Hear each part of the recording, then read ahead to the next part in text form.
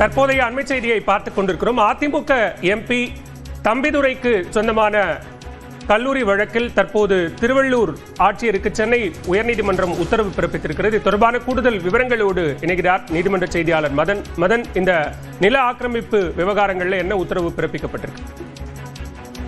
AIADMK MP தம்பிதுரைக்கு அவர் சொந்தமான Saint Peter's கலை அறிவியல் மற்றும் பொறியியல் கல்லூரி மற்றும் பல்கலைக்கழகம் சென்னை அடுத்த கோணம்பேடு கிராம நிலங்களை ஆக்கிரமித்து அந்த இடத்தில் மின்சார துணை நிலையம், தனியார் பாதை, மாணவ மாணவிக்கான தங்கும் விடுதி கட்டியுள்ளதாக ஏற்கனவே அந்த கோணம்பேடு கிராம பொதுநல சங்கத்தின் சார்பில் இந்த ஒரு வழக்கானது தொடரப்பட்டது.